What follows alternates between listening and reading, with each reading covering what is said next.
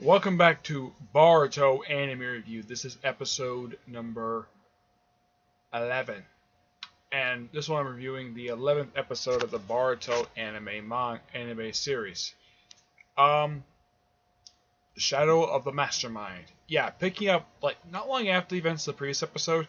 And while at the end of the previous episode we saw Boruto, Mitsuke, and Shikadai going to the water purification plant, we never got a chance to see what happens next on screen. Apparently, off screen, Naruto happened to be walking by the water purification plant, just happened to be there and saved Sumari, and she's in the hospital. And apparently she's got a graze on her head, which, okay. And apparently her friends got injured as well, but not as bad as she did, but yeah. And basically they're still trying to investigate exactly what's going on. Of course, Boruto not being happy that he couldn't protect her and stuff like that. And also in this episode, basically, because apparently Naruto, for some reason, I have no idea why he decided to do this, he decided to pull Boruto's ear. Yes, it happened. I actually happened to me a couple of times when I was younger. Much more younger, like when I was a little kid. But I do vaguely remember being pulled in the ear by my mom. Yes, so I know Boruto's pain. Which I kind of felt as though was unnecessary to do. I mean, Naruto could have simply say, "Come with me," and then pulling him by the ear, that was completely unnecessary to do. And for the first time, we get to see an operating room, which is something. First time since probably the original Naruto show, since Shippuden, we get a chance to see the operating room. And we get a chance to see somebody who making her first appearance in this series. Sakura. Yes, Sakura makes her first appearance in this show. Yep, Sakura makes her first appearance in this TV show. Though she doesn't have a speaking part, but I'm happy to see her. Yeah. So it's very nice that she made an appearance in here, despite the fact it was just for a quick cameo. But it's nice the fact you got a chance to see someone else make an appearance in the series who would not make an appearance yet. Of course, Sai's in the episode as well, still investigating what is exactly going on. And also, for the first time since the Boruto film, the cartography room. Yep, you know that room that was in the Boruto anime movie? The one with the whole scrolling paper thing going down like this, kind of like in a spiral wheel. Yeah, first time this room has been seen since the Boruto anime movie, which I'm like, that's actually quite interesting. I never suspect to see this room again, but it's nice to see it. So, since this series takes place before the film, so you can kind of say this is the first chronological appearance of this room. Excuse me. So, yeah, and we finally get a chance to see who's kind of behind this.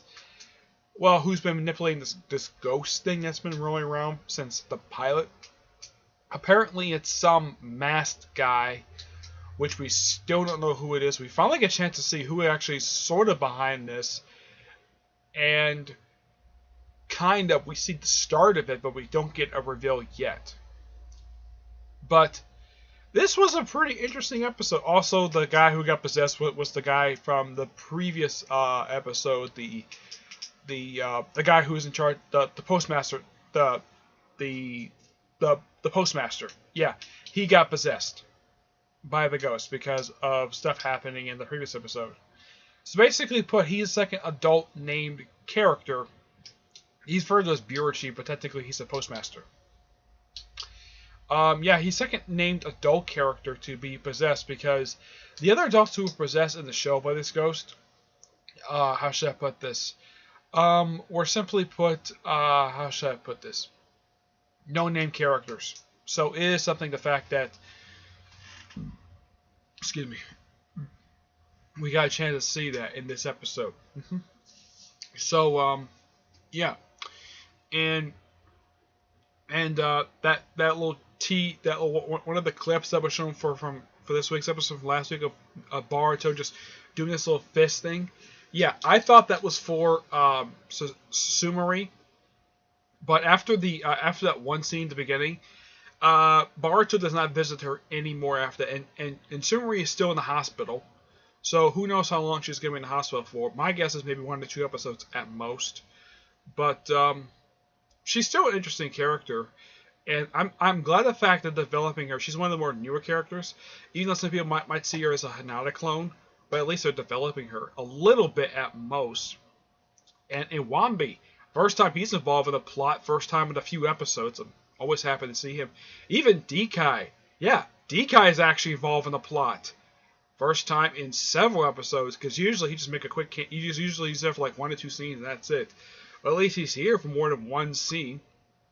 Unlike a couple episodes back, where he's there for like one quick cameo, and he gets knocked out by he gets knocked out by gas, of all things. Yeah, it's really bizarre. But overall, this was a pretty interesting episode. You got a little bit more advancement of the plot. Shino basically standing up for Boruto. I mean, yeah, Naruto tells Boruto basically he doesn't know the experiences of battle. Fine.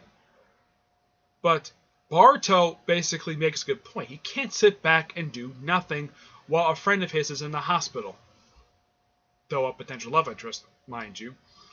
But, oh, and by the way, Sadara is in the episode and she does jack frickin' squat. Not even Chocho does hardly anything. She's just seen running. She doesn't use her expansion jutsu at all. I mean, you have Sadara who's in the episode, and once again, she is basically doing nothing. Yeah, at least Mitsuke.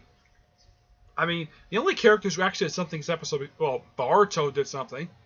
Mitsuke and Shikadai. Rock Lee, Mantle Lee actually did something. Excuse me. I would say the first time since episode 3. He's actually done something because he's been seen here and there since episode 3, usually like quick cameos. Not doing very much, but at least he's doing something. I'm glad the fact he actually participated in that chase, which I was very happy. And he actually was the one who actually had a good lead on him. Because, well, because just like his father, he's basically a speedster. Yeah, his father is like super fast, and he's basically a workaholic. Though in the case of Rock Lee was actually he was never awkward around people like Mantle Lee is. But yeah, and of course he gets knocked down, does that little swirly thing. Yeah, which I thought was kind of funny, the fact that that he's the one who gets hit with a door of all people. Yeah, he gets hit by a door. Yes. But also the whole thing of the fireworks, when I went to fireworks factory with Dekai, yeah, that actually paid off in this episode when Iwambi basically got a box of fireworks and they actually used them. Cool. So yeah, I got a lot of stuff that was set up in the last episode, and it paid off this one. Shino basically got involved a little bit in the plot in this episode, not very much. He just basically sort of has unspoken like suggestion, like go investigate, don't tell anybody, just get the job done, find out who's actually behind this.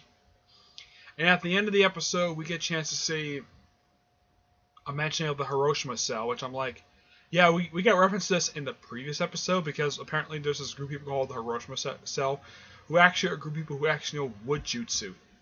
Okay? So as for who is behind this, I have no idea. They still have not revealed it, but it's finally progressing of who was actually behind this. Finally we get a progression. First time this actual series we get a progression of this actual plot. And of course we get a chance to see Boruto using his eye. And it looks like, from the looks of it, it looks like that looks like Iwambi is finally finding out about Boruto's eye. And of course the ghost thing, and maybe Dekai, and of course they do reference in this episode that Dekai and Metal Lee and of course Shino were possessed. So at least they basically referenced that. Yeah, even though it's kind of a freaky week episode, but at least also we got a progression of the plot. Even the plot of the series so far, basically investigating this whole ghost thing.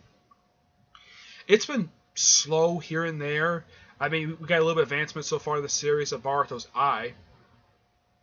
But that was like 2 episodes. But next week, Next week's episode is called Boruto and Mitsuke. Excuse me. Which we may get a chance to see Mitsuke's backstory next episode. I don't know. It's like the clip was very vague of what's going to happen next episode, because you show clips of basically what looks like Naruto and Shikamaru were just talking in his office. Could be about anything. It's just like this. The clip for this next week's episode, like this week, basically was interesting. For this, the last week's episode for this one looked interesting. That's the way it's been for the past since episode 1. Basically, when they show next week's episode, usually it looks kind of interesting. This one is like random clips. I have no idea why, but it does look like that Shikamaru is going to show up in the next episode. Aside from that, and of course Naruto making one of his rare appearances in the series. Even though yes, the series focused on his son, but at least have him actually physically appear. Hinata, surprisingly, does not appear in the episode.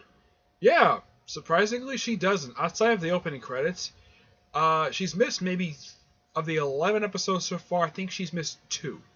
Yeah, she's missed 2 episodes so far. Shino, meanwhile, has appeared in every episode. He's practically the only person from the previous generation, aside from Hinata, who's actually been a good chunk of the series so far.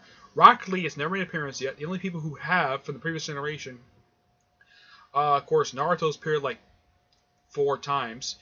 Konohamaru has appeared twice. Anko has appeared about 3 times. Yeah, Anko has appeared 3 times. Aruka has appeared twice. Let's see. Of course, Sakura made an appearance in this episode, which was nice. And Sai. Always happy to see Sai.